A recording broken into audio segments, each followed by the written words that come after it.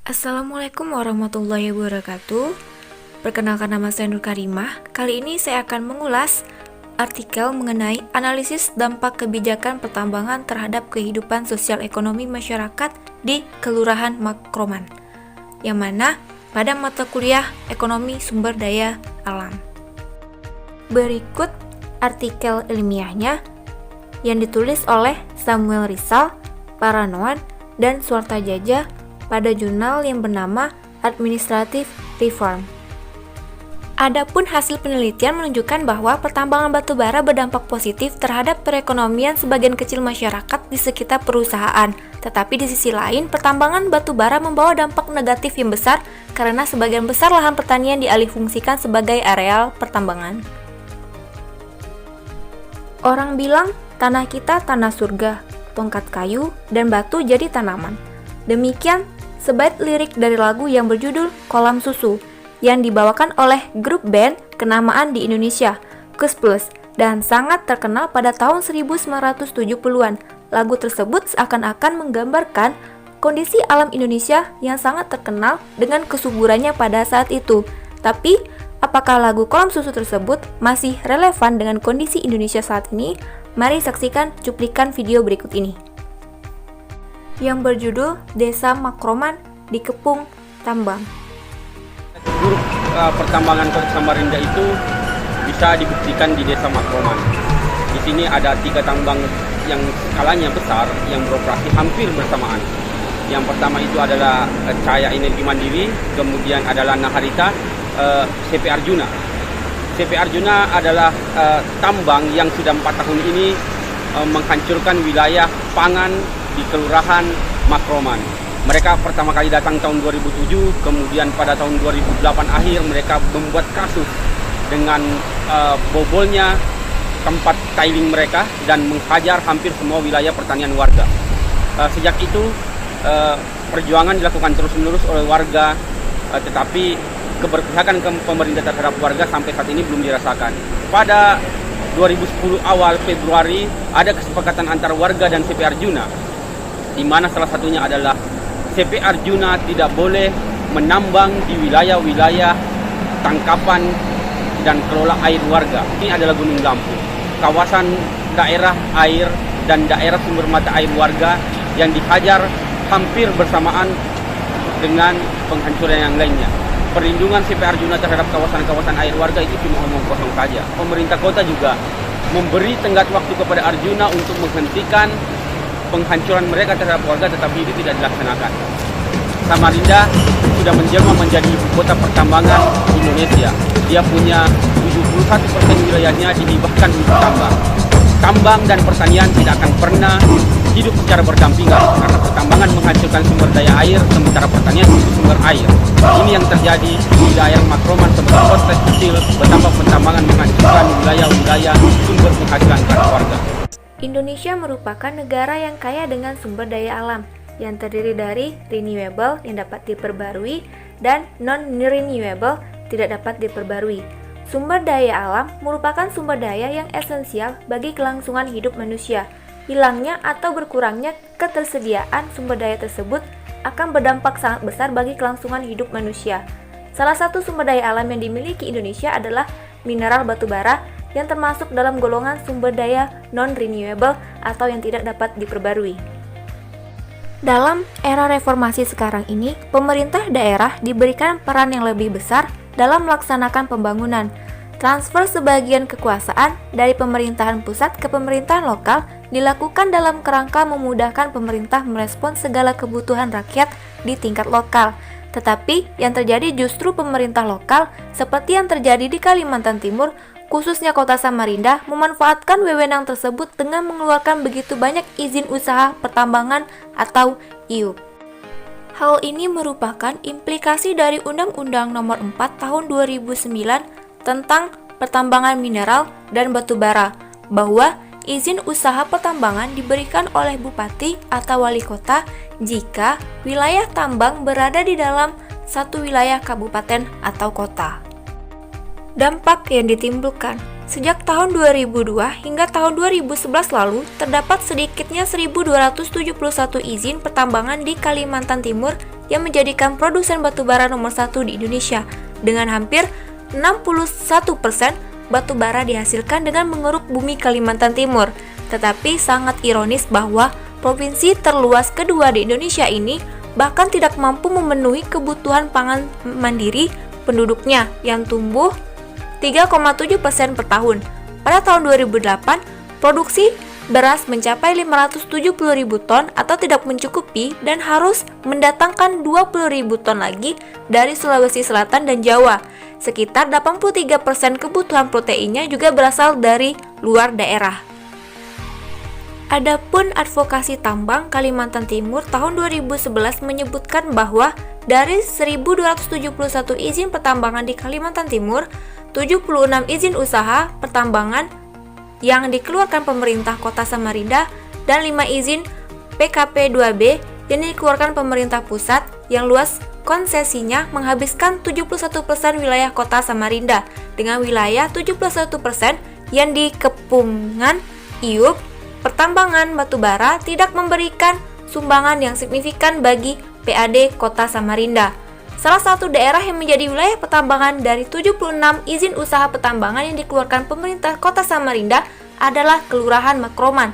Makroman adalah sebuah daerah transmigran di Kota Samarinda, Kalimantan Timur yang dibuka sejak tahun 1957. Pada akhir tahun 2008, penampungan limbah pencucian batubara perusahaan jebol dan mencemari sumber air dan masuk ke dalam kolam ikan dan sawah.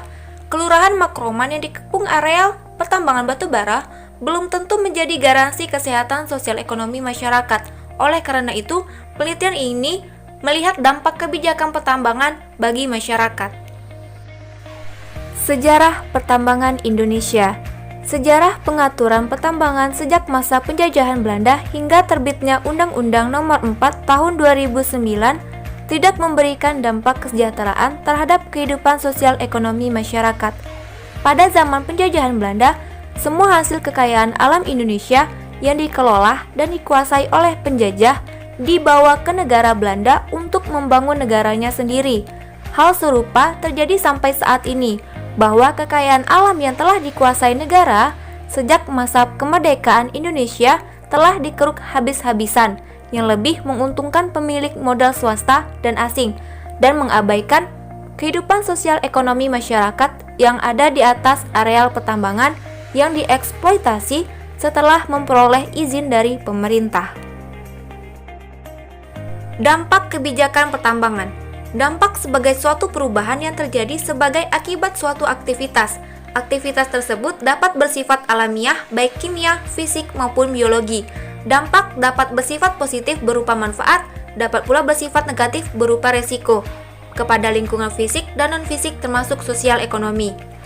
Pertambangan merupakan suatu kegiatan untuk mendapatkan logam dan mineral dengan cara menghancurkan gunung, hutan, sungai, laut, dan penduduk kampung, atau suatu kegiatan yang paling merusak alam dan kehidupan sosial yang dimiliki orang kaya dan menguntungkan orang kaya.